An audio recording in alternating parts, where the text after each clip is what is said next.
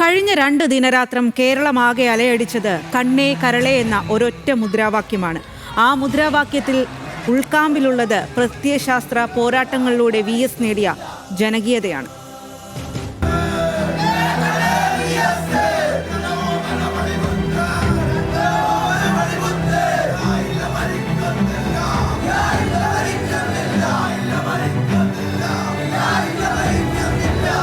VSന് പകരം പിന്നെ ഒരു VS ഉണ്ടാവില്ല. ദൈവത്തിന് തുല്യമുള്ള ഒരു ദൈവമാണത്. കണ്ണേ കരളെ, ശരിക്കും നമ്മളെ കണ്ണും കരളും എല്ലാമാണ്. ഇത് കേരള രാഷ്ട്രീയത്തിലെ അപൂർവത. ഒരു നേതാവിന് വേണ്ടി മാത്രം ഒരു മുദ്രാവാക്യം ഉണ്ടാകുക, ഒരു ജനതയാകെ അത് നെഞ്ചേറ്റി ആർത്തു വിളിക്കുക.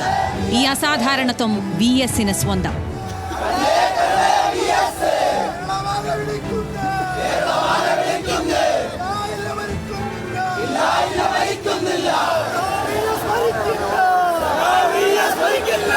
രണ്ടായിരത്തിന്റെ പകുതിയോടെയാണ് ഈ മുദ്രാവാക്യം കേരളമാകെ മുഴങ്ങിക്കേട്ട് തുടങ്ങിയത്.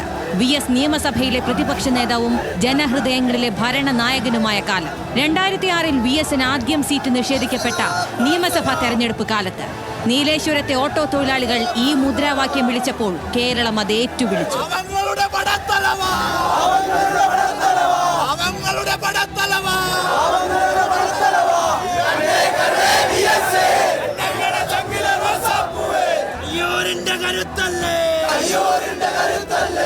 പക്ഷെ CPIM നേതൃത്വത്തിന് അത്ര പഥ്യമായിരുന്നില്ല ഈ മുദ്രാവാക്യം.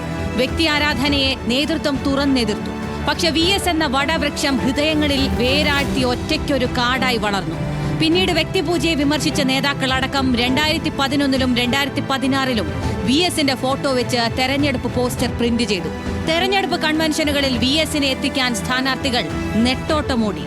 ആൾക്കൂട്ടത്തെ ഇളക്കി മറിച്ചുള്ള ശൈലി CPIMന്റെ വോട്ടു ശേഖരം കൂട്ടി.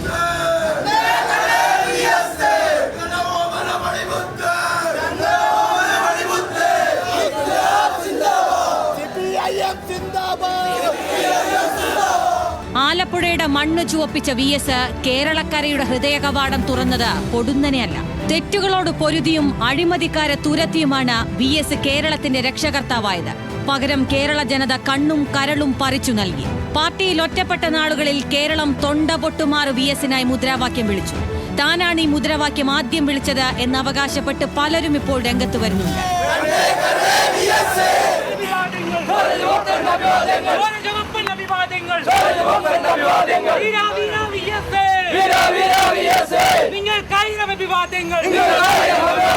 VS സജീവമല്ലാതിരുന്ന 6 വർഷങ്ങളാണ് പിന്നിട്ടത്. ഒടുവിൽ ചേതനയറ്റ് വിപ്ലവകാരിയുടെ മടക്കം. നെഞ്ചുപൊട്ടി അതേ മുദ്രാവാക്യം വിളിച്ചാണ് ജനസാഗരം യാത്രാമൊഴിയേകിയത്. VS ഓർമ്മകളുടെ വേലിക്കകത്തേക്ക് മാറുമ്പോഴും മലയാളികളുടെ നെഞ്ചിനകത്തുണ്ടാകും ഈ കനപ്പെട്ട മുദ്രാവാക്യം.